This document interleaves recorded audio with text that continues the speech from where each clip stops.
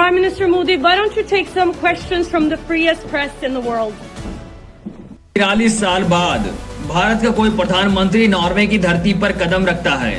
गोदी मीडिया ढोल नगाड़े बजाता है, लेकिन तभी समंदर पार के एक आलीशान हॉल के सन्नाटे को चीरती हुई एक आवाज गूंजती है।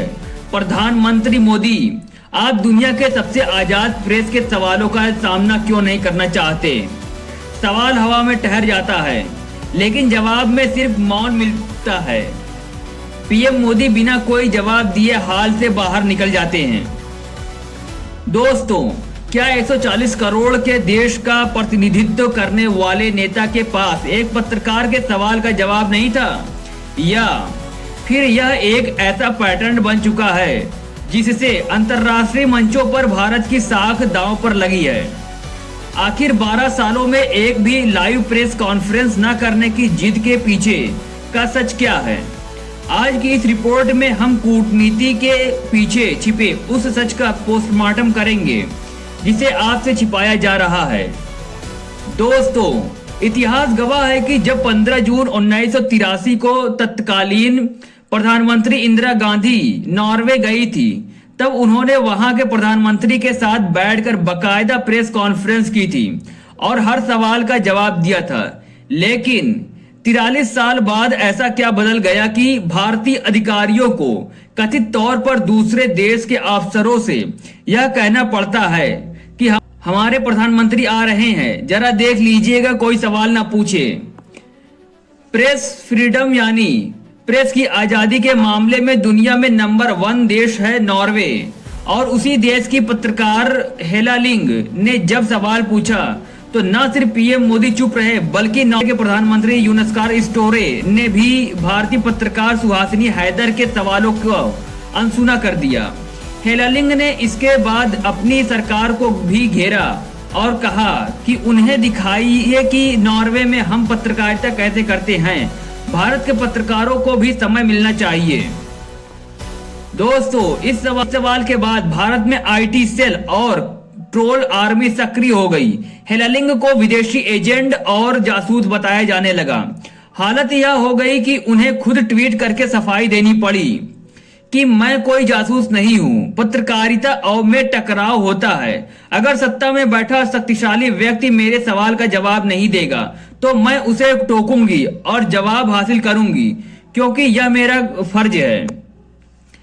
यह पहली बार नहीं है। याद कीजिए साल 2023 जब वाशिंगटन के व्हाइट हाउस में वॉल स्ट्रीट जर्नल की पत्रकार सबरीना सिद्दीकी ने पूछा था कि भारत में अल्पसंख्यकों और मुसलमानों के अधिकारों की सुरक्षा के लिए सरकार क्या कर रही है।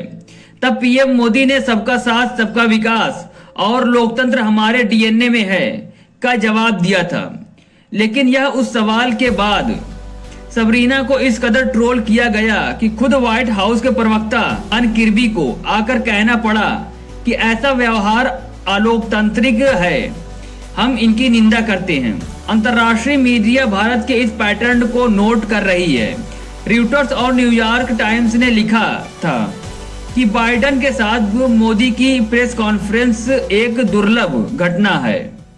यहां तक कि जब जो बाइडेन G20 के लिए भारत आए तो अमेरिकी प्रेस को एक वैन में बंद करके अलग कर दिया गया ताकि वे मोदी और बाइडेन की मुलाकात के वक्त कोई सवाल न दाग दे। अमेरिकी प्रेस सचिव को लाचार होकर कहना पड़ा कि हमने बहुत कोशिश की, अब बाकी जवाब भारत सरकार ही दे सकती है। प्रेस की आजादी में दूसरे नंबर पर आने वाले देश नीदरलैंड में भी यही हुआ। वहां के प्रधानमंत्री रॉब एटन ने खुलकर कहा कि भारत में प्रेस की आजादी और मुस्लिम समुदाय की स्थिति को लेकर यूरोपियन यूनियन चिंतित है। जब डच पत्रकार ने भारत के विदेश मंत्रालय से पूछा कि संयुक्त प्रेस कॉन्फ्रेंस और सवाल जवाब क्यों नहीं हुए, तो हमारे प्रवक्ता ने कह दिया, शायद पूछने वाले को भारत की समझ कम है। इस पर डच पत्रकार ने पलटकर पूछा, तो क्या हमारे प्रधानमंत्री को भी समझ की कमी थी? और वहां प्रवक्ता सकपका गए। नफरती बयानों से और गोदी मीडिया की चुप्पी से आप देश में चुनाव तो जीत सकते हैं, लेकिन वैश्विक स्तर पर भारत अपना नैतिक बल हारता जा रहा है।